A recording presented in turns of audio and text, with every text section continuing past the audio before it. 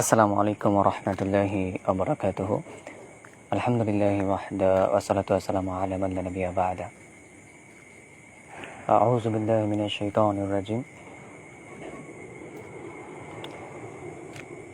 আশা করি প্রিয় ভাই বোনেরা আপনারা আল্লাহ সুবহানাহু ওয়া তাআলার ইচ্ছায় আপনারা ভালো আছেন। আলহামদুলিল্লাহি আলা কুল্লি হাল। তো আজকে সংক্ষিপ্তভাবে যে বিষয়টা নিয়ে আমরা কথা বলবো সেটা হচ্ছে যে জিন অর্থাৎ জিন দ্বারা আক্রান্ত বলতে এটাকে সাধারণ হিসেবে মনে করা, এবং সেই সাধারণ হিসেবে মনে করার মধ্যে আমরা যারা মানুষ আছি, তো জিন দ্বারা আক্রান্ত এই ব্যাপারটাকে আসলে আপনারা কী হিসেবে দেখেন, এক একজনের দৃষ্টিভঙ্গি কীরকম, এবং এই মনে করাটাকে আপনি স্বাভাবিক মনে করলে কী কী ক্ষতির শিকার হতে পারেন, বা ইন দ্য ফিউচার আপনার কী কী ক্ষতি হতে পারে, সে বিষয়গুলো ইনশাআল্লাহ খুবই ব্রিফলি ইনশাআল্লাহ বলবো।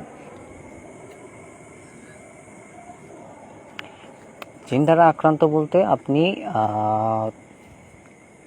যদি আপনি ইসলামিক দৃষ্টিকোণ থেকে অর্থাৎ কোরআন এবং সুন্নাহর দৃষ্টিকোণ থেকে যখন এটাকে বিবেচনা করবেন, তখন কয়েকটি বাস্তবতা এটা প্রকাশ হবে। তো বাস্তবতার প্রকাশের প্রথম জায়গা হচ্ছে যে রিয়াকশন, অর্থাৎ আপনি জিন দ্বারা আক্রান্ত পেশেন্ট কিনা এটা একজন ব্যক্তি সে যদি নাও বিশ্বাস করে, কিছুই বিশ্বাস করবে না, বাট হচ্ছে কিছু লজিক থেকে বা কিছু বাস্তবতা থেকে সে বিশ্বাস করতে বাধ্য হবে। ওইসব ব্যক্তি যে জানেই না যে জিন দ্বারা আক্রান্ত কী বা এই জগৎটা কি। তো এই জগতে এটা অনেক ব্যাপকতা একটা জগৎ, অনেক ব্যাপক একটা জগৎ। অর্থাৎ যে জিন দ্বারা আক্রান্ত পেশেন্ট বা জিনের পেশেন্ট, সে তখন এটা বুঝতে পারবে যখন অ্যাফেক্টেড হয়ে যখন সে অনিয়ন্ত্রিত কিছু ফেস করবে, এবং তার সাথে সম্পৃক্ত ফেস করা যে সিমটমসগুলো থাকবে সেগুলোকে সে যখন মিলাবে তার লাইফস্টাইলের সাথে, অর্থাৎ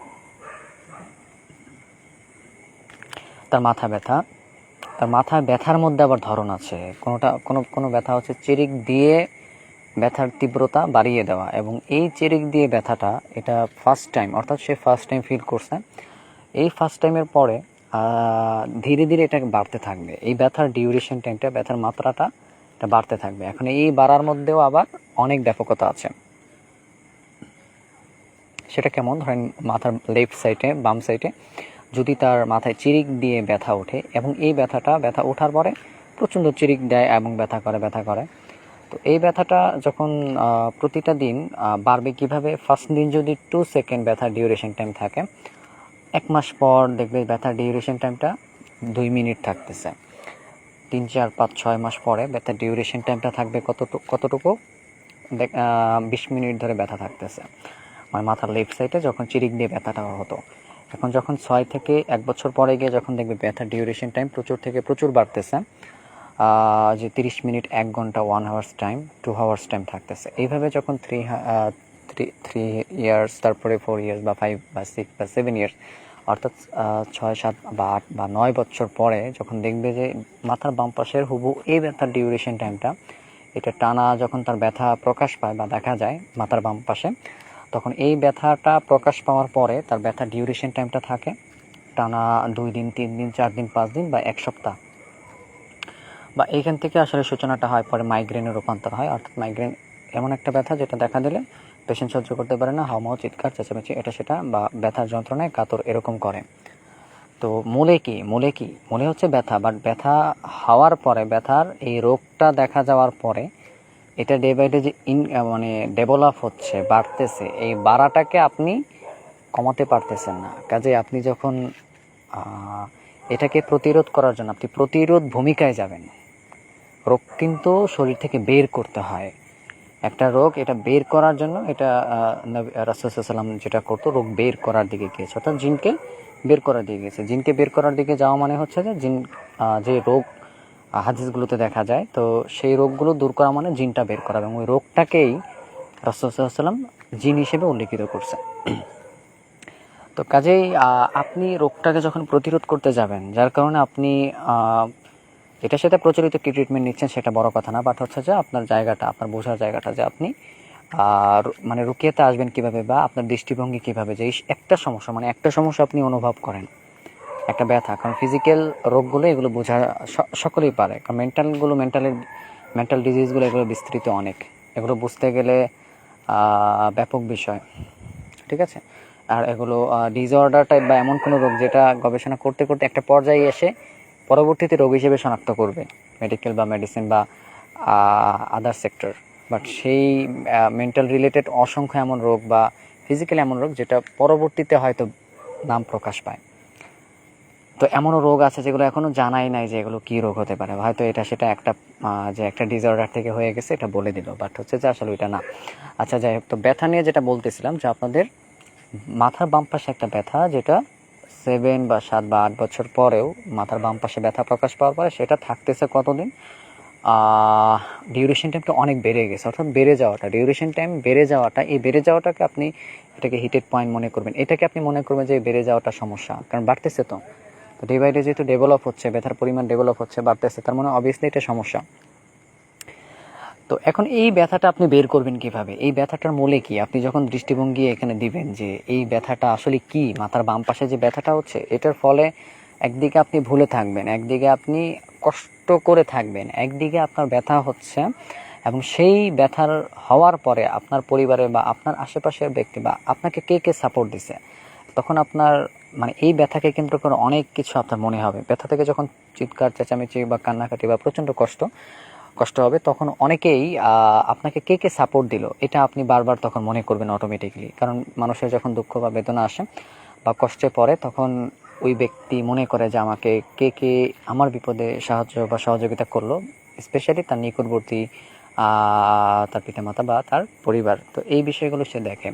তো যখন ব্যক্তি দেখবে যে ওই টাইমটায় সে কোনো সাপোর্ট পাচ্ছিল না বা কীভাবে বের হয়ে আসতে হবে, তো বের হয়ে আসতে হবে সেটা তো আরও বড় বড় ব্যক্তিত্বরাও জানে না, কিন্তু তবুও দেখবে যে পরিবারের ওই সময়টাতে যখন দেখবে যে তার তীব্র যন্ত্রণা এটা ডে বাই ডে বাড়তেছেই, তো একটা পর্যায়ে যখন বাড়বে তখন তো বেটারলি সাপোর্ট সবাই তো সবার যার ব্যক্তিগত প্রফেশন নিয়ে ব্যস্ত, তো পর্যাপ্ত পরিমাণ তখন সাপোর্ট থেকে পরিবার একটা পর্যায়ে বিচ্ছিন্ন হয়ে যায়। তো এই বিচ্ছিন্ন হওয়াটাকে এটা একটা শ্রেণী বা এক একজন পার্সোনালিটিস ব্যক্তি বা এক একজন প্রফেশনাল যারা ব্যক্তি আছে বিভিন্ন সেক্টরে কাজ করে, যারা হেলথ বা হেলথ প্রফেশন নিয়ে, তো তারা এটাকে নর্মালাইজড করবে। নর্মালাইজড কেমন, যে বিহেভিয়ার উইথ দ্য ভেরি, এটা নর্মালাইজ, এটা এইভাবে থাকবে, বাট এভাবে নিয়ে বেঁচে থাকতে হবে। তো দেখা যায় যে এই কথাটা বলার পরে তো এই যে ভিকটিম সেও কিন্তু তখন চেষ্টা করবে এই মাথার বাম পাশের যে ব্যথাটা, এই ব্যথাটা নিয়ে সে তার লাইফ কাটানোর জন্য, এবং চেষ্টা করবে ব্যথা প্রকাশ পাওয়ার পরে তার যে কষ্ট যন্ত্রণা এবং ইভেন সে টানা বিছানায় শুয়ে থাকা বা অনেক কষ্টের ধরন অনেক, বাট আমি বোঝাচ্ছি যে কষ্টে পাওয়ার পরে, অর্থাৎ কষ্টটা পাওয়ার পরে যে অনুভূতিটা তৈরি হয় কষ্টের যন্ত্রণার, তো সেগুলো দেখা যাওয়ার পরে একজন ভিকটিম কি করতে পারে।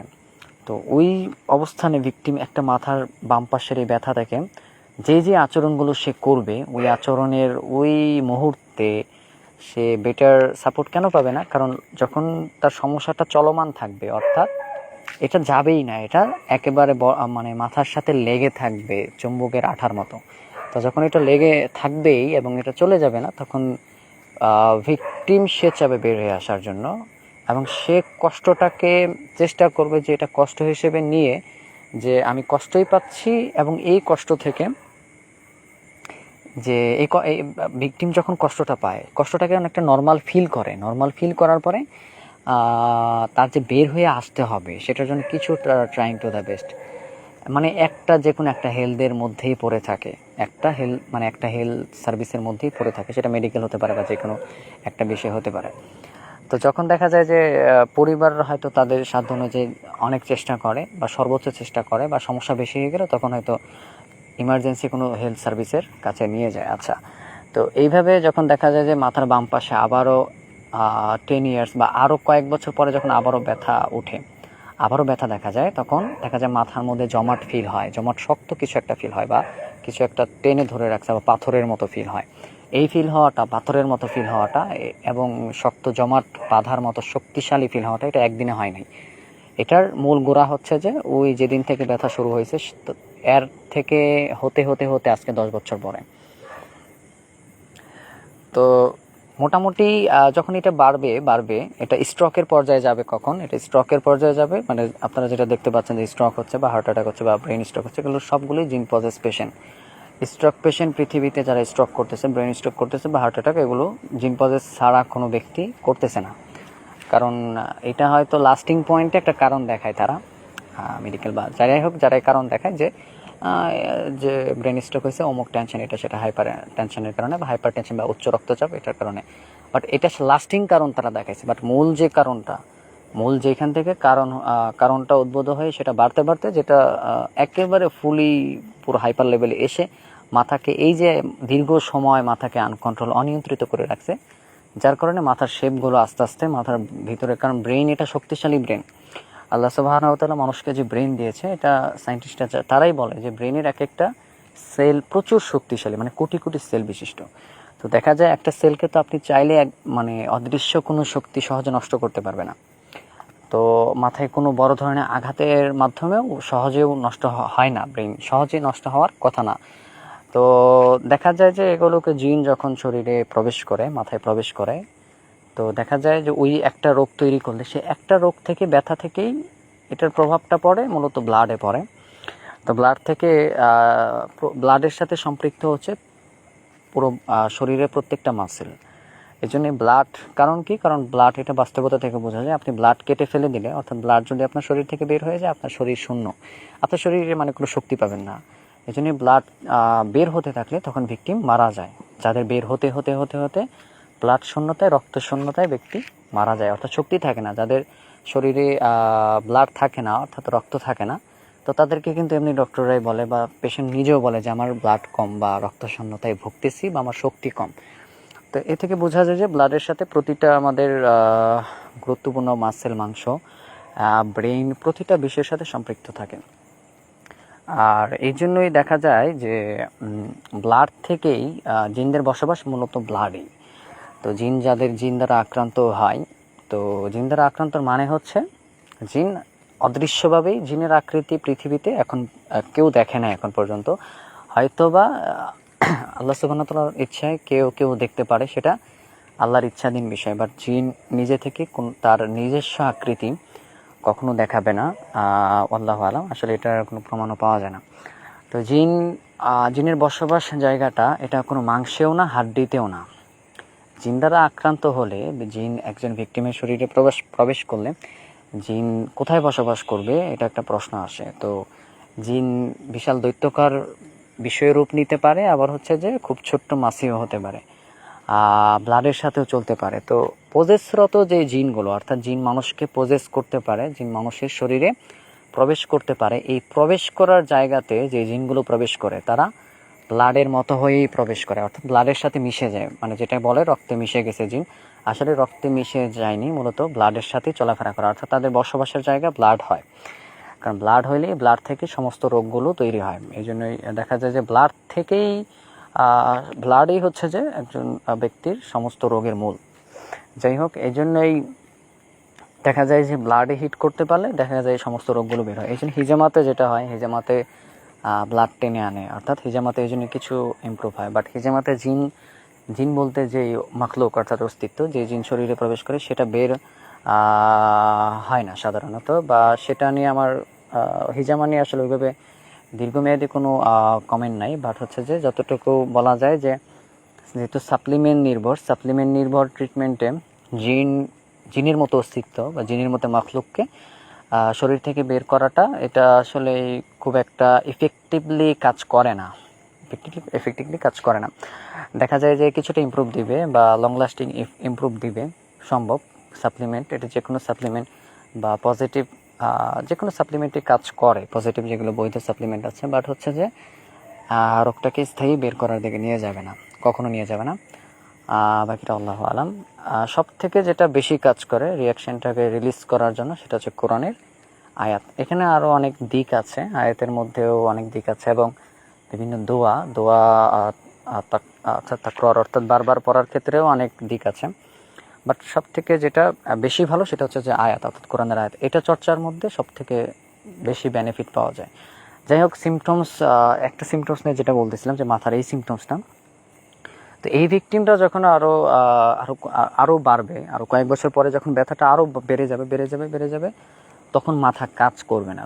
তখন যদি ব্যক্তির বয়স 40 থেকে 50-র কাছাকাছি চলে যায়, সেটা মেয়ে হোক অথবা ছেলে হোক, তখন ব্রেন এমনিতেই কাজ করে না। তো এমনিতে কাজ করে না, এটা কী হিসেবে বলে প্রচলিত ভাষায়, যেটা বয়সের কারণে ব্রেন কাজ করতেছে না, বয়স হয়ে গেছে এই জন্যই কাজ করতেছে না ব্রেন। বা বিকজ হচ্ছে যে মূল কারণ হচ্ছে যে তার যে সে ছোট থেকে ব্যথাটা নিয়ে সে বড় হয়েছে এবং এটা ডেভেলপ করছে।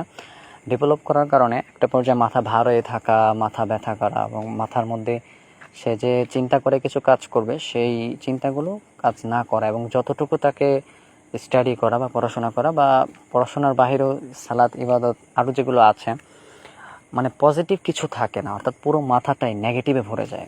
আপনি যখন দেখবেন যে মানে নেগেটিভের চর্চাগুলো আপনার অটোমেটিকলি আসতেছে, অথচ নেগেটিভটা আসে না।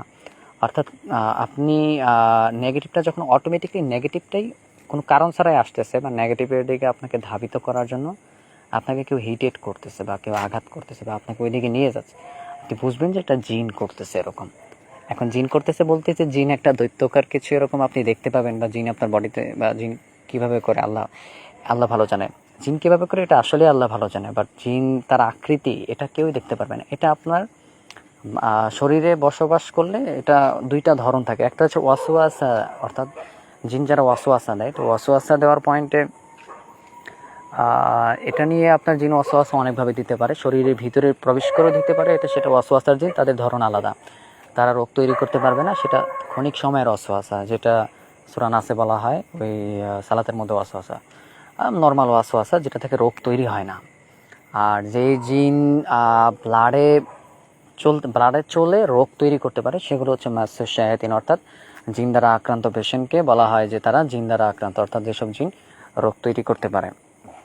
আর বাহির থেকে আসলে জিন ওয়াসওয়াসা দিতে পারে কিনা এটা এটা আসলে ব্যাপক একটা বিষয়, এভাবে কাজ করে কিনা আল্লাহু আলাম, যে বাহির থেকে জিন ওয়াসওয়াসা দিতে পারবে বা ভেলকি দেখাইতে পারবে বা হ্যালুসিনেশন করে পুরো ব্যাপক কিছু করতে পারবে।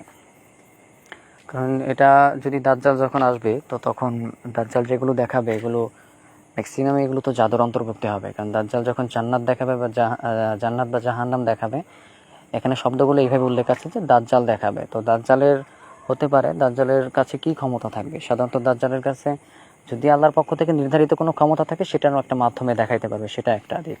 আর আরেকটা দিক, যদি এটা যেহেতু একটা দুনিয়াবী বিষয়, অর্থাৎ দাজ্জাল এটা দেখাবে, দাজ্জাল একটা মানুষ, অর্থাৎ মানুষদের বংশধরের, তিনি মানুষদের বংশধরের অন্তর্ভুক্ত আর কি দাজ্জাল। তো দেখা যায় দাজ্জাল এখন অবশ্যই দেখাতে গেলে তো তাকে এমন কিছু হয়তো আল্লাহ তাআলা তাকে দিয়েছে, সেটার মাধ্যমে দেখাবে। এখন সেই মাধ্যমটা সেটা হতে পারে যে দাজ্জাল জাদুর মাধ্যমে, অর্থাৎ জিনের মাধ্যমে ভেলকি বা হ্যালুসিনেশন করে দেখাতে পারে, আল্লাহু আলাম। কারণ এটা এটা এটা এটা হতো, এটা কারণ এটা প্রমাণ পাওয়া যায় যে রাসূল সাল্লাল্লাহু আলাইহি ওয়াসাল্লামের সময়ে যখন জাহিলি যুগে যখন মানুষরা উপত্যকায় গিয়ে বিভিন্ন উপত্যকায় বা পাহাড়ে বা পর্বতের বিভিন্ন উপত্যকায়, অর্থাৎ খালি জায়গায়, খালি মাঠে গিয়ে রাত অতিবাহিত করতো, তখন গিয়ে এরকম জিনদের, অর্থাৎ দৈত্যের কাছে তারা সাহায্য চাইতো যাতে করে কোনো বিপদ না হয়।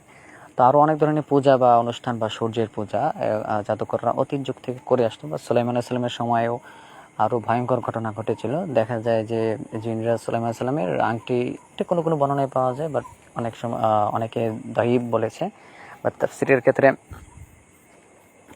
ক্ষেত্রে দায়ীব বিষয়, যেহেতু আলোচনার বিষয়, বা কারণ তাফসিরগুলো অনেক সময় অনেকটা মানুষের যুগে যেগুলো চলমান থাকে, মানুষ থেকে অনেক সময় অনেক কিছু উঠে আসে। তো যেহেতু সকল মানুষের ব্রেন এক না, বিভিন্ন মানুষের ব্রেন বিভিন্ন রকম হয়, এই জন্য তাফসিরগুলোতে যেগুলো ইতিহাস সম্পৃক্ত বিষয় সেগুলো জানার জন্য ভালো। তবে যেগুলো অথেন্টিক অর্থাৎ সহিহ, সেগুলো থেকে ইসতিমবাত মানে একটা মাসালা বা একটা বিষয় যেগুলো গুরুত্বপূর্ণ সেগুলো ইসতিমবাত করা যায়, সেগুলো বের করা যায়। তো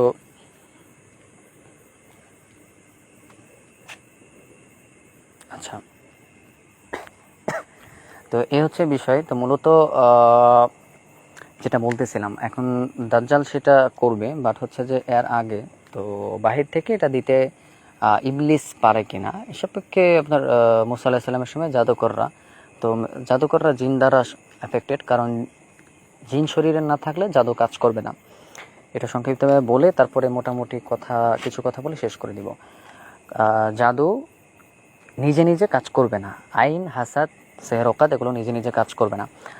যখন শরীরে জিন থাকবে কাজ করবে, শরীরে জিন না থাকলে এগুলো নিজে নিজে কাজ করে না। একজন ব্যক্তি আপনাকে সারাদিন অনেক মাশাআল্লাহ ছাড়া আপনাকে অনেক আপনার জ্ঞান বা মেধা দেখে, আপনার উন্নত পরিস্থিতি দেখে, আপনার ক্ষতি কামনা হাসাদের মাধ্যমে অনেক কিছুই করতে পারে, বাট কিছুই করতে পারবে না। যেটা তাওহীদের একটা সর্বোচ্চ, সেটা আরেকটা পার্ট, যে বলে কি যে আল্লাহ ছাড়া বা আল্লাহ সুবহানাহু ওয়া তাআলা বলেছে যে আল্লাহ তাআলা না চাইলে কেউ কিছুই করতে পারবে না, বা আল্লাহই রক্ষা করবে, বা আল্লাহ তাআলা না চাইলে কেউ কারো বিপদ ঘটাতে পারে না। এটা তখন পারে না যখন ওইসব ব্যক্তি যারা জিন দ্বারা আক্রান্ত থাকে না, তাদেরকে কিছুই করতে পারে না, এবং ওইসব ব্যক্তির উপর আল্লাহর সাহায্য থাকে।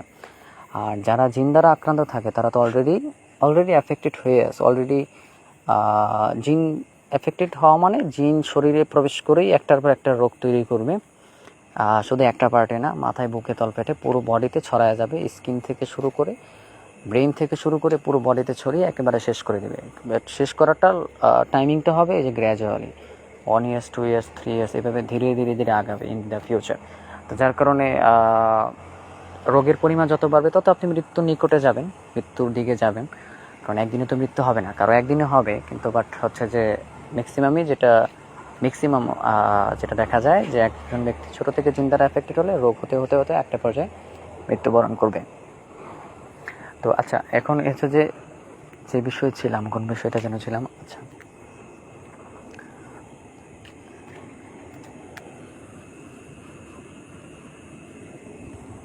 আচ্ছা, জিনের মোটামুটি ওই পজেসটা নিয়ে যেটা আর কি কথা বলেছিলাম আর কি, যে বাম সাইডের যে ব্যথাটা, তো ওই ভিকটিম তো এইভাবে কিন্তু একটা পর্যায়ে গিয়ে যখন দেখবে যে এগুলো রয়েই গেছে, কারণ আগেই বলেছি যে এই সিমটমসগুলো যখন বাড়বে তার কোনো দিক থাকবে না যে সে কোন দিকে যাবে বা কোন দিকে কিভাবে এটা সলিউশন পেতে পারে। তো দেখা যায় যে ওই ভিকটিমটা যদি শেষে 20 বছর 30 বছর যদি এই ব্যথাটা ফেস করে, তখন এসে যদি রুকিয়া করে, অর্থাৎ সে কোরআন তেলাওয়াত করলো, এর মাঝে হয়তো সে দোয়া পড়তো, এটা সেটা পড়তো। অনেকে বলে যে আমি তো কোরআন মানে সূরা ফালাক নাস এটা সেটা পড়ি, তো পড়তে গেলে অনেক সময় কষ্ট হয়, এটা সেটা।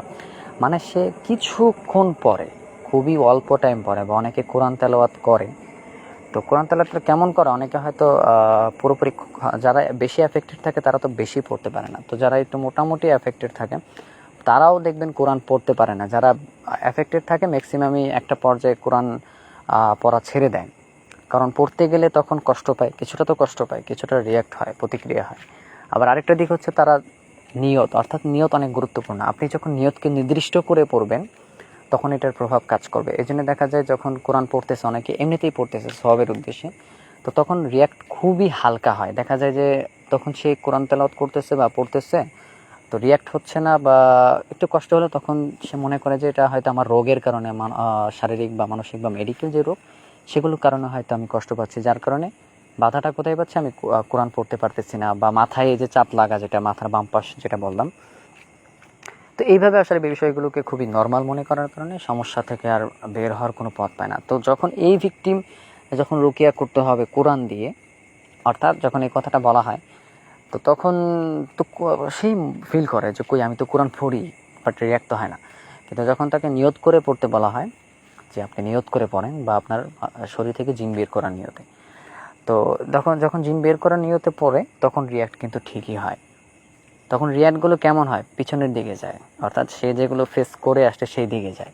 তো সেই দিকে যাওয়ার যখন পজিশনে আরম্ভ করে তখনই ম্যাক্সিমাম পেশেন্ট ছিটকে আসে, যে রুকিয়া করতেছে না। কেন করতেছে না? কারণ মাইন্ড এইভাবে যে রুকিয়ার প্রতি যে আগ্রহ, এটা তৈরি হয় না। ওই আগ্রহ না তৈরি হওয়াটাও ওইটাও জিন ওই ক্ষতিটা করে রাখে জাদুর মাধ্যমে বা নজর আসা জাদুবিটের মাধ্যমে, এইভাবে করে রাখে যাতে করে ভিকটিম রুকিয়া না করে, অর্থাৎ পিছনের দিকে না যায়। পিছনের দিকে যাওয়া মানে জিনের কন্ট্রোল নষ্ট হওয়া, অর্থাৎ বের হওয়া, রিলিজ হওয়া। তো রিয়াকশন এটা হবে পিছনের দিকে যাওয়া। ভিকটিম যে লেভেলে থাকবে ওই লেভেল থেকে সে রুকিয়া করে পিছনের দিকে যাবে, কিন্তু সেটা না করে মানে সামনের দিকে যায়। অনেক সামনের দিকে গেলে সুস্থতা পাবে না। সামনের দিকে যাওয়া মানে এক্সপোজ, অর্থাৎ হাজির হওয়ার দিকে যাওয়া।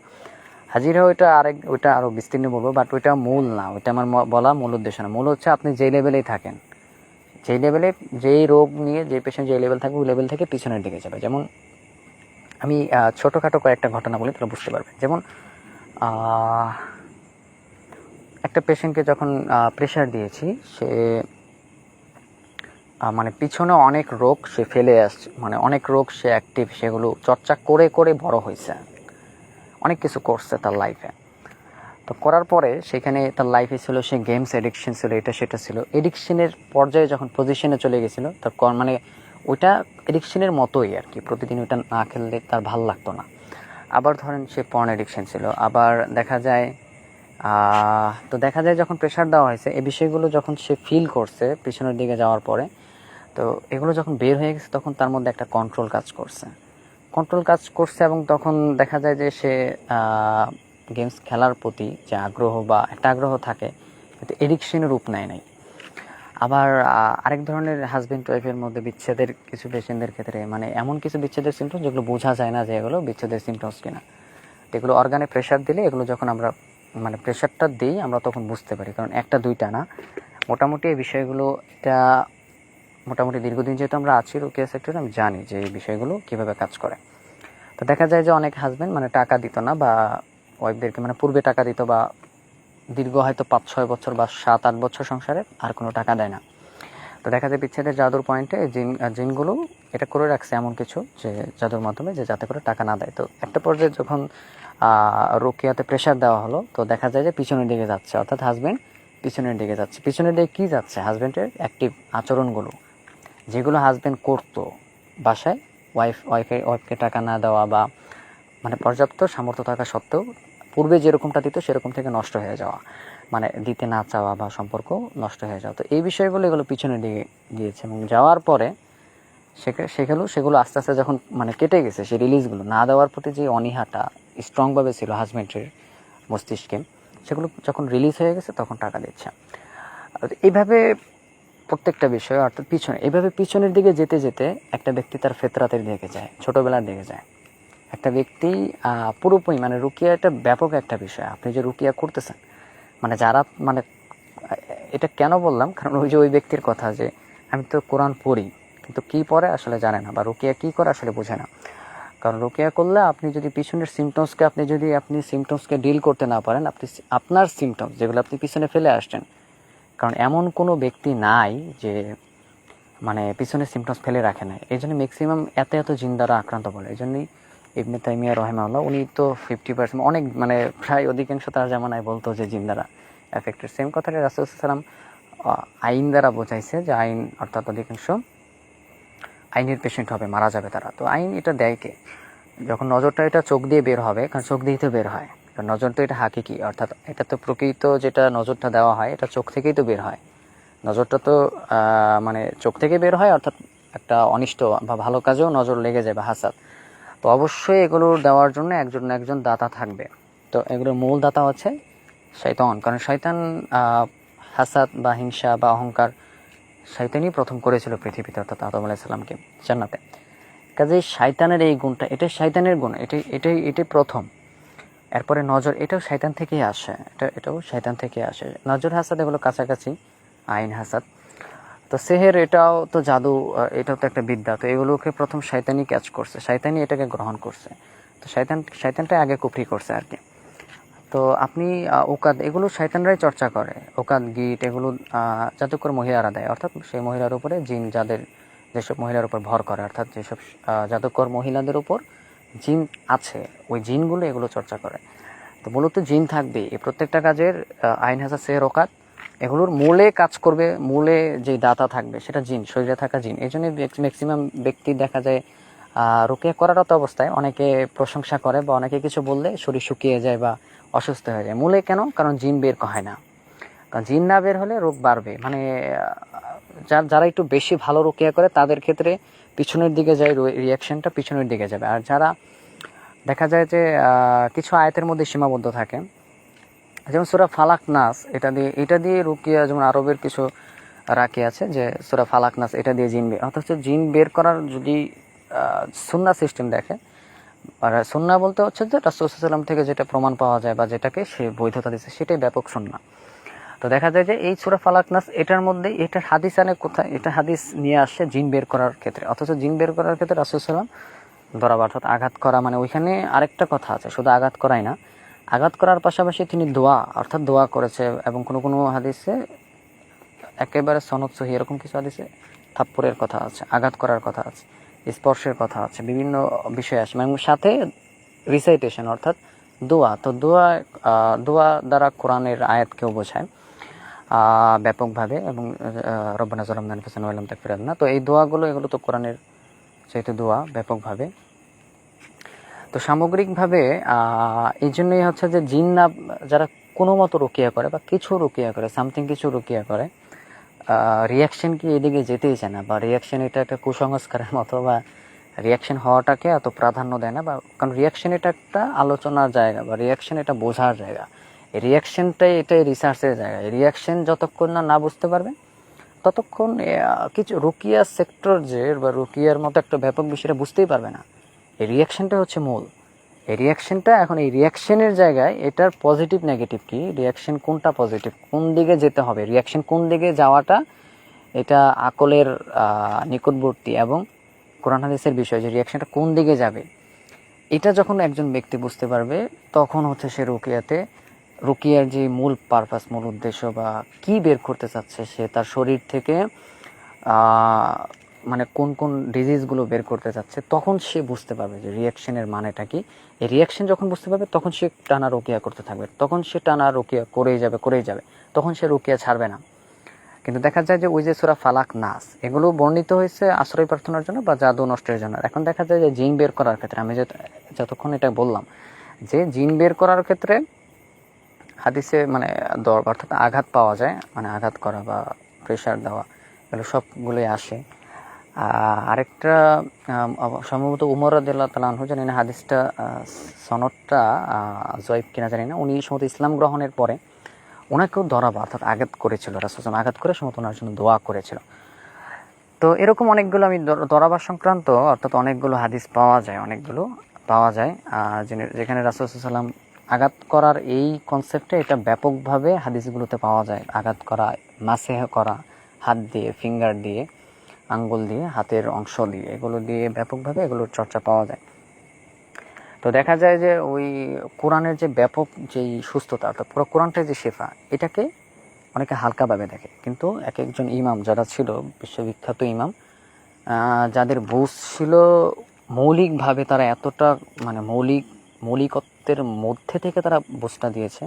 যেমন ইবনুল কাইয়িম রাহিমাহুল্লাহ, তিনি কোরআন দ্বারা দুনিয়া এবং আখিরাতের সমস্ত রোগ দূর হয় মর্মে তিনি মানে তার একটা কল আছে আর কি। তো এইভাবে দেখা যায় যে আবু বকর রাদিয়াল্লাহু তাআলা আনহু তার একটা মত আছে।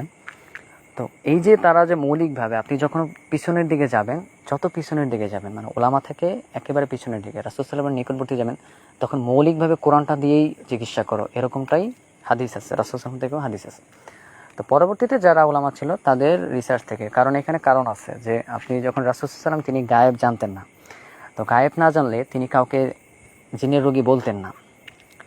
তো জিনের রোগী আবার ইসলাম ধর্মে কাউকে দিনে বাধ্যও করা হতো না। দেখা যায় যে তার কাছে যেই অ্যাঙ্গেল নিয়ে বা যেই সমস্যা শেয়ার করা হতো একজন ব্যক্তি থেকে, তো যেটা সমস্যা হিসেবে শেয়ার করা হতো, সেই সমস্যাটাকে তিনি সমাধানের জন্য ওইভাবেই তিনি রাসূল সাল্লাল্লাহু আলাইহি ওয়াসাল্লাম আল্লাহর পক্ষ থেকে ওহীপ্রাপ্ত হতেন এবং আল্লাহ তাকে জানিয়ে দিতেন এবং এটার সমাধান বলে দিতেন।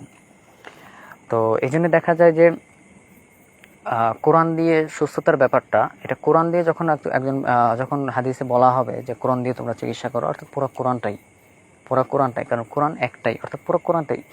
এখন দেখা যায় যে এখানে সূরা ফালাক, নাস বা ইখলাস এগুলো অনেক অনেক পাওয়ারফুল, এগুলোর গুরুত্ব অনেক।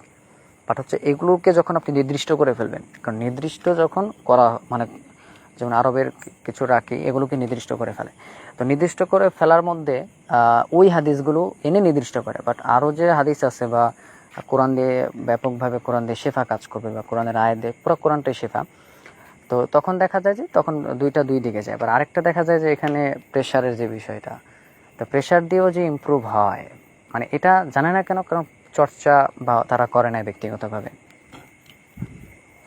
এটা পরবর্তীতে এটা চর্চা যুগে যুগে হয়ে আসছে, বাট ওইভাবে ব্যাপক প্রসিদ্ধি পায়নি। তার মূল কারণ হচ্ছে এটার কোনো সেক্টরই ছিল না। এই জন্যই আপনি দেখবেন যে যারা রুকিয়া নিয়ে যারা ফতোয়া দিয়েছে বা যারা রুকিয়াতে যারা শরুত লিখেছে বা শর্ত লিখেছে, এখানে তারা মৌলিক পয়েন্টগুলো আনছে যে কী দিয়ে চিকিৎসাটা জায়েজ, তার কারণ তারা এত ডিপে যায় নাই যে অমুক আয়াত দিয়ে ট্রিটমেন্ট চলবে, অমুক আয়াতের ট্রিটমেন্ট বাতিল, অমুক আয়াত দিয়ে ট্রিটমেন্ট চলবে না, কোরআনের অমুক আয়াত এটা সেটা দিয়ে ট্রিটমেন্ট চলবে না। এরকম কোনো কথা কোনো ইমাম বলার সাহস পায় নাই। কারণ সাহসটা পাবে কীভাবে? কারণ তারা তো বুঝতো যে এগুলো আমভাবে হাদিসেও বলা, তো আমরা আমভাবেই যেটা শর্ত, কারণ শর্ত তারা বলবেই। শর্ত কেন বলবে? কারণ যুগের প্রয়োজনে রাসূল সাল্লাল্লাহু আলাইহি ওয়াসাল্লামের সময় তো তখন তিনি ওহীর মাধ্যমে তখন একটা মৌলিক সিদ্ধান্ত দিতে পারতো।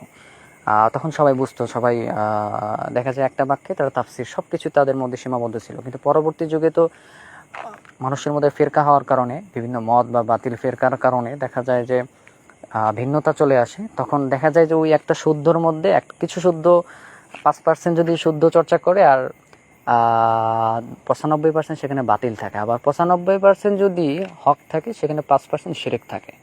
তো দেখা যায় যে এই জন্যই স্ট্রংলি সেখানে ওলামাদের দায়িত্ব ছিল যে আমরা শর্ত এখানে উল্লেখ করবো। এই জন্য শর্ত, রুকিয়ার শর্ত যেটা, যে এটা কিতাব দিয়ে হতে হবে, অর্থাৎ আল্লাহর নাম দিয়ে হতে হবে। তো যে বিষয়গুলো তারা শর্ত লিখেছে সেই শর্তের আলোকে রুকিয়াটাকে তারা জায়েজ করছে। এই জন্যই দেখা যায় পরবর্তীতে এইভাবেই আসলে হয়ে আসতেছে। কিন্তু পরবর্তীতে যেগুলো নতুন ওলামা আর কি আসছে, তারা কিছু কিছু ফতোয়াতে আর কি যারা দিছে আর কি মত আছে, ইখতিলাফ আছে, বাট হচ্ছে যে ইখতিলাফের জায়গাতেও দেখতে হবে যে মত দিছে তার মতের সপক্ষে কোনো দালিল আছে কিনা। আবার ওই যে বললাম যে সূরা ফালাক এবং নাস, এই দেখা যায় এই ঘটনাটাই ম্যাক্সিমাম তাফসিরগুলোতে বা এগুলো নিয়ে আসে বারবার। কিন্তু জিন বের করার ক্ষেত্রে যে হাদিসগুলো জিন বের করার ক্ষেত্রে কাজ করে, বা যে উসুলগুলো কাজ করে জিন বের করার ক্ষেত্রে, মানে যেখানে গুরুত্বটা বেশি দিতে হবে, যে কাজটা সামঞ্জস্যপূর্ণ বেশি, যেমন তেলাওয়াতটা, এটা তো আছেই।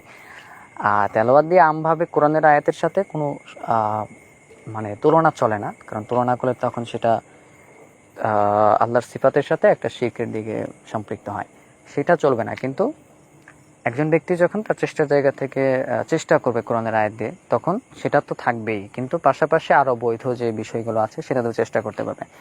আর জিন বের করার ক্ষেত্রে হাতের ফিঙ্গার মানে এত কাজ করে কেন, এটা আসলে আল্লাহই ভালো জানে। কারণ হাতের ফিঙ্গারে আল্লাহ কী রেখেছে এটা আল্লাহ ছাড়া কেউ জানে না। কারণ অনেক পয়েন্ট আছে আমাদের বডিতে যেগুলো খুব ভালো ইমপ্রুভ দেয়। 2 ফিঙ্গার দিয়ে বা 3 ফিঙ্গার এখানে নির্দিষ্ট না, আপনি 2 ফিঙ্গার দিয়ে দিতে পারেন, 3 ফিঙ্গার, যেমন বাম পায়ের হাঁটুর মধ্যে প্রেশার দিতে পারেন। আরও কয়েকটা পয়েন্ট আছে, এটা সামনে আমরা যখন লাইভ করব তখন দেখাবো। আচ্ছা, তারপরে মানে বাম পায়ের হাঁটুর মধ্যে, বাম কনুইয়ের মধ্যে, তারপরে হচ্ছে হাতের যে আমাদের কবজি আছে, কবজির এপিঠ ও পিঠ, 2 পিঠেই এখানেও হিল পয়েন্ট। এটা আরও অনেকগুলো পয়েন্ট আছে হিল পয়েন্ট, ডান পাশের হাঁটুতে, তারপরে হচ্ছে যে কনুইয়ে। তো এই হিল পয়েন্টগুলোতে প্রেশার দিলে মাশাআল্লাহ এটা কাজ করবে। আচ্ছা, তো মোটামুটি হচ্ছে যে ফিঙ্গারের এগুলো তো চর্চা নাই, যার কারণে হচ্ছে এগুলো জানে না যে ফিঙ্গার দিয়ে কীভাবে কাজ হয়। তো সংক্ষিপ্তভাবে যেটা মূল বোঝানোর উদ্দেশ্য ছিল যে রুকিয়ার যেহেতু অনেকগুলো বিষয় চলে আসে, এই জন্য কিছু কিছু বিষয় বললে অনেক সময় অনেকে বোঝে না। কাজেই আপনারা যারা রুকিয়া করতেছেন, বা মানে জিন আসলে মানে জিন দ্বারা আক্রান্ত বলতে যে আপনারা মানে জিন এটা সেটা মানে ব্যাপক কিছু দৈত্যাকার বা এই টাইপ আপনার হচ্ছে যে আপনি না মনে করে, আপনি যে জিনটা রোগ তৈরি করতে পারে আপনি এতটুকুই ফিল করেন। আর রোগের মাধ্যমে জিনের প্রকাশ, মানে যেসব জিন রোগ তৈরি করতে পারে এই জিনগুলোকে মানে রোগ তৈরিকারী জিন হিসেবেই দেখা হয়। এই জন্য দেখা যায় যে জিনিসটা না বোঝার কারণে অনেকে বুঝতে পারে না যে জিন কীভাবে আবার রোগ তৈরি করে, এটা কীভাবে সম্ভব। হ্যাঁ, জিনের তো প্রাণ আছে, দেহ আছে, কিন্তু কীভাবে রোগ তৈরি করে সেটা আপনি জানবেন না, কারণ জিন অনেক কিছুই করতে পারে। তো রিয়াকশনের ব্যাপারটা যেটা বলেছিলাম আর কি, যে ওই ব্যক্তির যার মাথার বাম পাশের জায়গাটা প্রচুর এরকম ব্যথা থাকতে তো 40, 50, 60 ইয়ার্সের কাছাকাছি যখন যায়, এখন দেখা যায় মানে স্ট্রোক করতেছে বেশি। আর স্ট্রোক করাটা স্বাভাবিক, কারণ যখন দীর্ঘমেয়াদী একটা মাথায় একটা ব্যথা থাকবে আর ব্যথার পিছনে যদি জিন থাকে, সেটা ডেভেলপ করতে করতে এত হাইপার পজিশনে যাবে যখন আর ভিকটিমের কোনো কন্ট্রোলই কাজ করবে না, কোনো কন্ট্রোল কাজ করবে না। তো একটা পর্যায়ে তো মাথা ব্যাপকভাবে এমন প্রেশার ক্রিয়েট করবে বা এমন চাপ দেবে, তখন ভিকটিমের কন্ট্রোল পুরো নাই হয়ে যাবে, তখন রক্ত চলাচল যখন বন্ধ হয়ে যাবে তো স্ট্রোক তো করবেই। তো তখন তো ওই পয়েন্টে যখন আপনি রুকিয়া করবেন তখন ব্যাপকভাবে তো ইমপ্রুভ পাবেন না, যখন শেষের দিকে চলে আসবেন, যখন রোগ মানে বাড়তে বাড়তে একেবারে শেষের পয়েন্টে নিয়ে চলে এসে তখন যখন আপনি রুকিয়া আরম্ভ করবেন, তখন আপনি সকল রোগ বের করতে পারবেন না। তো এই জন্য রুকিয়া আপনি করেই যাবেন বা অডিও শুনবেন, আপনি পিছনের দিকে যাবেন। অনেকে রুকিয়া করতে থাকলেও পিছনের দিকে যাবে, পিছনের সিমটমসের যেগুলো ফেলে আসছে সেগুলোর দিকে যাবে, কথাগুলো মানে পিছনের সিমটমসের দিকে যায়। এটা তারা বুঝবে যারা মোটামুটি দীর্ঘদিন রুকিয়া করে। আর যাদের তারা বুঝতে পারবে না, যাদের মোটামুটি মানে এক্সপোজ নিয়ে আছে বা এক্সপোজ হয়েই থাকে। যেমন এক্সপোজটা এটা এটা এটা কেমন, এটা আপনার জিহ্বাতে যখন আপনার জিনটা কথা বলে, আপনি মানে এক্সপোজটাকে জিন কেন মনে করতেছেন? জিন তার সংস্পর্শে যে রোগটা তৈরি করছে, এটা এটা কোরআন সুন্নাহ দ্বারা এটাই প্রমাণ যে জিন যখন আপনাকে স্পর্শ করে যে রোগটা তৈরি করছে, ওই রোগটার সাথে সম্পৃক্ত হচ্ছে জিন, ওইটাই হচ্ছে জিন। ঠিক আছে, এটা হাদিস থেকেও এটা প্রমাণ করা যায়। আর জিন যখন আপনার মুখ দিয়ে কথা বলতেছে, আপনার জিহ্বা দিয়ে কথা বলতেছে, ওইটা তো কথা বলা, ওইটা তো দুইটা দিক থাকে। একটা হচ্ছে যে এই কথাটা যেটা বলছে আর কি, এটা জিন অবশ্যই বলছে। দ্বিতীয়ত আপনার মানে অনিয়ন্ত্রিত যেটা আপনার কথা না, অর্থাৎ আরেকটা কথা, আপনার টাং অর্থাৎ আপনার কথাকে ব্যবহার করে আরেকটা অস্তিত্ব কথা বলল। এখন এটাকে যদি বলাও হয় যে এটা জিনই বলতেছে, এবং অনেকে যেটা যারা মানে বলে যে জিন কথা বলতে পারে না বা এটা সেটাকেও আরেকভাবে বলা যায় যে এটা তো পেশেন্ট বলে নাই। কারণ পেশেন্ট যার সুস্থ মস্তিষ্কের অধিকারী, তার তো কথা না, কারণ তার কথা থাকলে এরকম তো বলবে না। একজন সুস্থ ব্যক্তি যার মাথা ঠিক আছে, সে তো মানে জিনের মতো গালি গালাজ হাসি কান্না এটা সেটা করবে না। তার মানে এখানে আমরা দেখতে পাচ্ছি, এই জন্যই শাইখুল ইসলাম ইবনে তাইমিয়া রাহিমাহুল্লাহ বা জিন মানে প্রসেস করতে পারে, এই জায়গাতে দেখা যায় যে এই বিষয়গুলো তিনি নিয়ে আসছে যে হ্যাঁ জিন চলমান আকার অর্থাৎ দীর্ঘমেয়াদী মানে প্রসেসটা একেবারে মৃত্যুর আগ পর্যন্ত এটা হয়, পাগল বানিয়ে দেয়। কারণ পাগল তো এটা একদিনের 2 দিনের জন্য পাগল না, রুকিয়া না করলে তো পাগল হওয়াটা আরও বাড়তে বাড়তে মৃত্যুর দিকে যাবে। আচ্ছা, তো এই জন্য দেখা যায় যে কথা বলাটা, জিন যে কথা বলতেছে, এই কথা বলাটা আপনি যখন ফার্স্ট টাইম অর্থাৎ হয়তো জিন হাজির হইল রুকিয়াতে, বা রুকিয়ার বিষয় নিয়ে যেহেতু আলোচনা করতেছি, রুকিয়ার বিষয়টা নিয়ে আলোচনা করি, কারণ ম্যাক্সিমাম যারা মোটামুটি রুকিয়া সম্পর্কে জানে তারা জানে এই বিষয়টা। আর কবিরাজ বা জাদুকররা যেটা হাজির করে ওইটা তো বাড়াইতে থাকেই, মানে সমস্যা বাড়তে বাড়তে একটা পর্যায়ে হাজিরের পজিশন আসে, তখন হাজির হয়। মানে জিন আপনার কবিরাজ বা জাদুকর যেটা জিন হাজির করে, জিন হাজির করে কথা বলার পজিশন তৈরি করে কথা বলার সিস্টেমে নিয়ে আসে, তখন মানে হচ্ছে যে পুরো শরীরের পুরো অংশটাই জিনের আন্ডারে চলে গেছে, জিনের কন্ট্রোলে চলে গেছে, জিনের নিয়ন্ত্রণে চলে গেছে। তো জিন যখন নিয়ন্ত্রণে চলে যায় তখন বাহির থেকে জিন প্রবেশ করাইতে পারবে, সেটা পারবে কি পারবে না সেটা ব্যাপক একটা বিষয়। সেখানে দুইটা দিক থাকে, কারণ জিন প্রবেশ করানো চারটেখানি ব্যাপার না। আল্লাহর অনুমতি ছাড়া জিন প্রবেশ করবে না, আল্লাহর অনুমতি ছাড়া কেউ কারো শরীরে জিন প্রবেশ করবে না। এবং ম্যাক্সিমাম জিন পজেস্ট করা ম্যাক্সিমামই ছোট থেকেই দেখা যায় যে পিতামাতা শরীর থেকে জিন প্রবেশ করছে। এটা ছাড়া সহজে জিন প্রবেশ করতে পারবে কিনা এটা আসলে অনেক কঠিন একটা বিষয়। যে জিন মানে আপনার শরীরে হয়তো জন্মগতভাবে জিন নাই আপনার পিতামাতা থেকে বংশগতভাবে, তো ওই ব্যক্তির শরীরে জিন সহজে প্রবেশ করবে কিনা আল্লাহই ভালো জানে। মানে এটা সহজে আমি আসলে প্রমাণ পাই না, কারণ ম্যাক্সিমাম যাদের পেশেন্ট দেখেছি জিন দ্বারা আক্রান্ত, এরা মেন্টালি কোনো না কোনোভাবে তাদের পিতামাতা থেকে কোনো অ্যাক্টিভ বিহেভ নিয়ে বা জেনেটিক কোনো আচরণ নিয়ে বা জেনেটিক কোনো ফিতরাত নিয়ে বা জেনেটিক কোনো না কোনো একটা বিষয় নিয়ে মেন্টালি বা ফিজিক্যালি সেটা নিয়ে বড় হয়েছে, সেটা নিয়ে ছোট থেকে বড় হয়েছে। তো এখন পেশেন্ট বুঝুক আর না বুঝুক, পেশেন্ট তো অনেকে বলে যে আমার তো ফিজিক্যাল রোগ নেই বা পড়াশোনা করতে পারছে এটা সেটা, বাট সেটা না, বা হয়তো কোনো জেনেটিক কোনো অ্যাক্টিভ বা বিহেভিয়ার থাকতে পারে যেটার প্রভাব হুবহু পিতামাতার মতো বৈশিষ্ট্য কাজ করে। তো এই বিষয়গুলো দেখে এটা আইডিয়া করা যায় যে যেহেতু পিতামাতারা যদি অ্যাফেক্টেড থাকে, রোগ থাকলে তো এটা বোঝা যায়, দীর্ঘমেয়াদী রোগ থাকলে বোঝা যায় যে পিতামাতারা অ্যাফেক্টেড। তো পিতামাতারা যদি অ্যাফেক্টেড থাকে, তো পিতামাতা অ্যাফেক্টেড থাকলে তখন ওইসব বাচ্চারা পৃথিবীতে আসার সময় জিন নিয়ে আসবেই, এটা ম্যাক্সিমাম দেখা যায়। তো এই বিষয়গুলোতে দেখা যায় পরবর্তীতে জিন প্রবেশ করতে পারবে কিনা এটা আল্লাহই ভালো জানে কোনো সুস্থ ব্যক্তির মধ্যে। কাজে জিন প্রবেশ করাটা এটা চারটেখানি কোনো ব্যাপার না, এটা অনেক অনেক কঠিন একটা ব্যাপার। এটা আল্লাহর অনুমতি ছাড়া একটা তাকদীরের মতো বিষয়, মানে আল্লাহর অনুমতি না দিলে আপনি যতই চেষ্টা করবেন এটা হবে না, মানে কোনো ক্রমেই পসিবল হওয়া সম্ভব না। তো জাদুকররা যেটা করে, জাদু করে আর কি। কারণ জাদুকররা নিজেরাই তো জিন দ্বারা এফেক্টেড, তো জাদু করার মাধ্যমে তো জাদুটা অ্যাক্টিভ হয় হয়তো, জাদু বা আইন হাস আছে, কারণ এগুলো অ্যাক্টিভ হয় একজন ব্যক্তি যখন জিন পজেসড হওয়ার পরে। কারণ এটা অ্যাক্টিভ হয় কেন, এটা বাস্তবতা আছে। আপনি যখন জিন দ্বারা আক্রান্ত হবেন বা জিন দ্বারা আক্রান্ত হওয়ার পর আপনি যখন কন্টিনিউ মানে রুকিয়া ছাড়া চলতে থাকবেন, সেই মুহূর্তে যখন কেউ আপনাকে আপনার প্রতিবেশী বা কেউ আপনাকে দিয়ে, আপনি অনেক সুন্দর, চেহারা সুন্দর, তো আপনাকে দেখে অনেক প্রশংসা করলো, কিন্তু সেখানে মাশাআল্লাহ বা মানে আল্লাহ আপনার ভালো চেয়েছেন বা আল্লাহ যেমনটা চান আপনি তেমন। তো এই মাশাআল্লাহ বা আপনার ভালো কামনা করা, আলহামদুলিল্লাহ বা আল্লাহ শুকরিয়া আদায় না করা, এগুলো না করলে তখন ওই প্রশংসার মাধ্যমে আপনার জিনগুলো মানে ওই যে ব্যক্তিগুলো প্রশংসা করে, তো ওই নজরটা লাগে। তো এটা লাগে কারণ বোঝা যায়, কারণ অনেক ব্যক্তি ধরেন রুকিয়া করতেছে না এই মুহূর্তে তার পরিবারের কেউ বা আশেপাশের ব্যক্তি ওই জিন পজেস ব্যক্তিকে যদি কিছু বলে, তার ব্যবসা বাণিজ্য হয়তো চলে বা তার চেহারা স্রোত দেখে, তখন কিন্তু লেগে যায় নজর বা হাসাদ বা এগুলো লেগে যায়, এগুলো বাস্তবতা আছে। লেগে যাওয়ার কারণে হঠাৎ অসুস্থ হয়ে যায়, মানে ওই ব্যক্তিটা এমন কথা বললো, তার সৌন্দর্যের ব্যাপারে প্রশংসা করলো, পরে অসুস্থ হয়ে গেল। তো অসুস্থতা কেন হয়েছে, অবশ্যই এখানে এটা নজরটা এটা লাগে।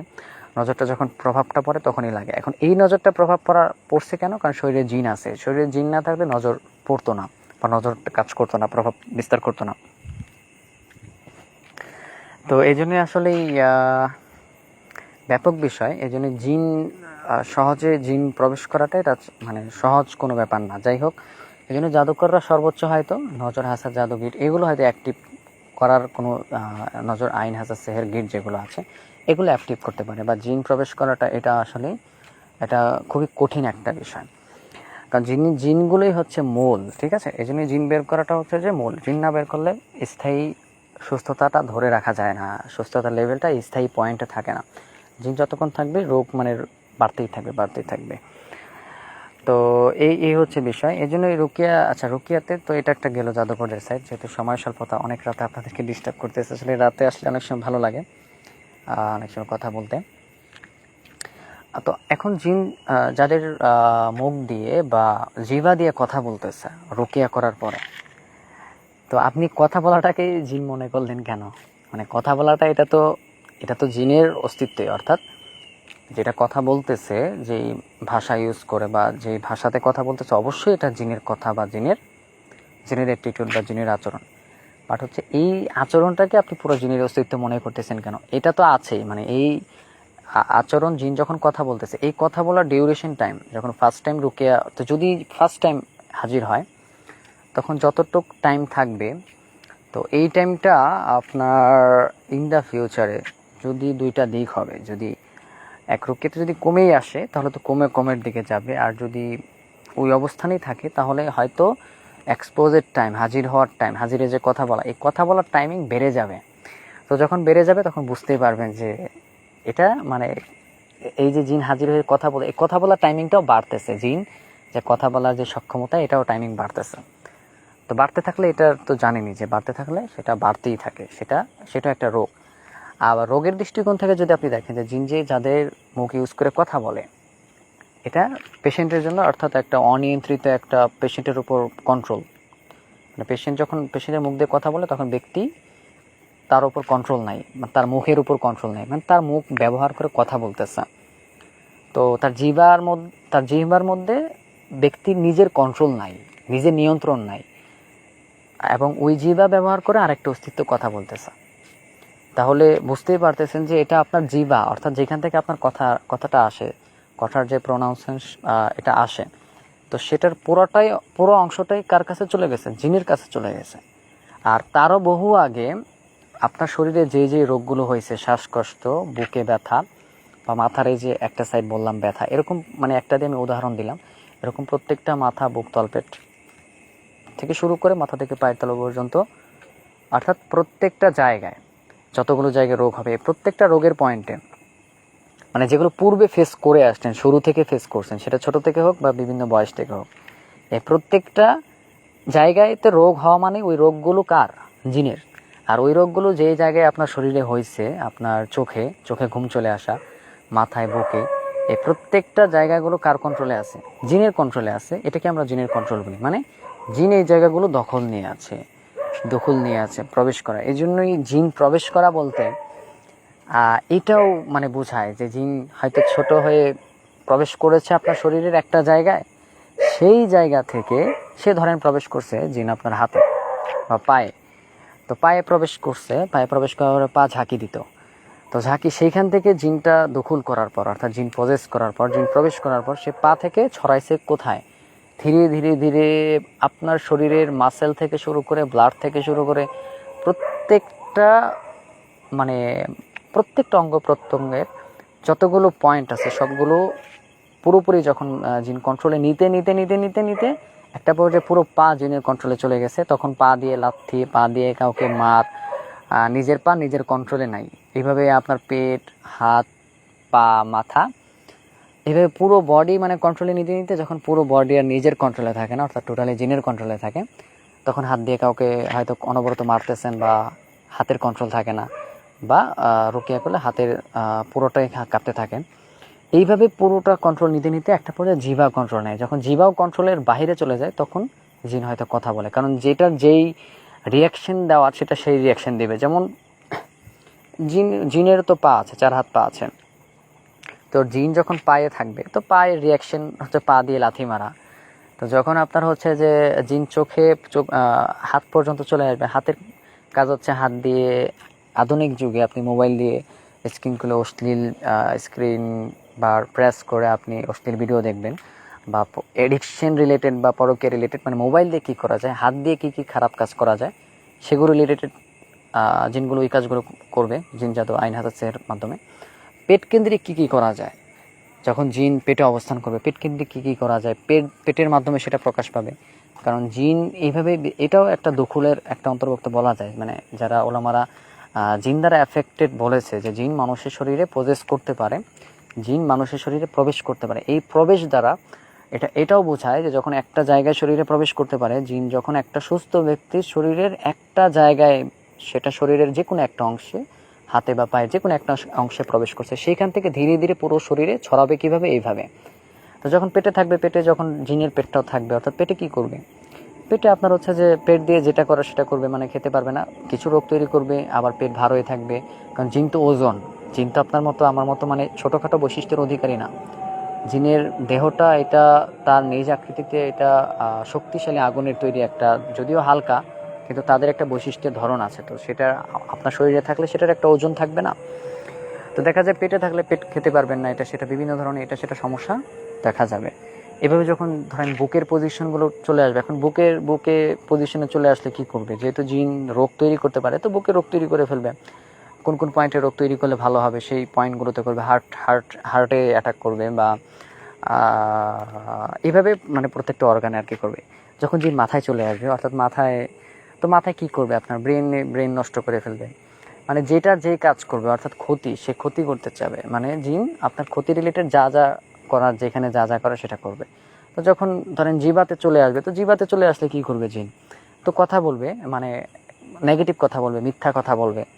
জিন যখন আপনার এইভাবে প্রত্যেকটা অঙ্গ প্রত্যঙ্গে চলে আসবে, সে অঙ্গ প্রত্যঙ্গের যেটার যেই কাজ সেটা সেভাবে অ্যাক্টিভ হবে। এখন এই অ্যাক্টিভ এটাকে আমরা জিন দ্বারা অ্যাফেক্টেড বলি, বা জিন দ্বারা অ্যাফেক্টেড বা আক্রান্ত হওয়া রোগ বলি। এখন এই রোগের আবার বিস্তীর্ণ অনেক বিষয় আছে। এখন এই রোগ নিয়ে এটা এক পেশেন্টদের এক ধরন, এটা সরাসরি মানে পেশেন্টদের রোগিয়া ছাড়া এটা বোঝা যায় না যে এক পেশেন্টদের কী রোগ হতে পারে, বা কী ডাইমেনশন হতে পারে, বা কী ব্যাপক রোগ হতে পারে। এটা আসলে সরাসরি রোগিয়া করেই বুঝতে হবে, বা সরাসরি রোগিয়া করতে সিমটমস পেশেন্টের দিকে আসতে, বা কী সিমটমস আছে এগুলো সবগুলো প্রকাশ পাওয়ার মাধ্যমে, রিলিজ হওয়ার মাধ্যমে তখন বোঝা যাবে কী ইমপ্রুভ হচ্ছে এবং কতটুকু আগের থেকে সুস্থতা বোধ করতেছে, এবং কী বিষয় চলে যাচ্ছে, এগুলোর উপর ডিপেন্ড করে বলা যাবে যে হ্যাঁ জিন এই রোগ তৈরি করছে। কিন্তু সিমটমস দেখে বলা যাবে যে এটা জিন দ্বারা এফেক্টেড। কিন্তু সিমটমসের ধরন অনেক থাকতে পারে, যেটা মানে আমাদেরও ধরাছোঁয়ার বাইরে, অনেক পেশেন্টেরও ধরাছোঁয়ার বাইরে। মানে কারণ মেন্টালি যে ডিজিজগুলো অনেক ব্যাপক, এগুলো ধরাছোঁয়ার বাইরে। কিছু বোঝা যায় ভয় এটা সেটা, বাট ব্যাপকগুলো বোঝা ধরাছোঁয়ার বাইরে।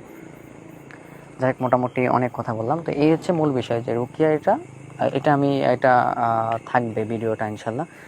কারণ এটা যদি আপনারা রুকিয়াটা ভালোভাবে না বুঝেন, কেউ রুকিয়া করবেও না, আর রুকিয়া না করলে বের হইতে পারবে না, যার কারণে দেখা যায় যে সুস্থতার ব্যাপক যাত্রায়, অর্থাৎ পুরোপুরি সুস্থতার যাত্রায় সে পৌঁছাতে পারবে না। কাজেই সকলেরই চেষ্টা করা উচিত যে বোঝা বা এই বিষয়টা নিয়ে চিন্তা করা, এবং রিয়াকশন হলে সেই রিয়াকশনগুলোকে গুরুত্ব দিয়ে সেটাকে চেষ্টা করা যে এটার মাধ্যমে আমি একটা ইতিটা আনবো, বা চেষ্টা করে যাতে করে সুস্থ হতে পারি সেটার জন্য চেষ্টা করতে থাকা। কারণ চেষ্টা না করতে থাকলে আপনার রিয়াকশন নিয়ে আপনি যদি মৃত্যুর দিকে যান, তার মানে হচ্ছে যে সমস্যা বাড়বে। আর পিছনের দিকে যাওয়া মানে আপনি হিল পয়েন্ট, অর্থাৎ সুস্থতার দিকে যাচ্ছেন।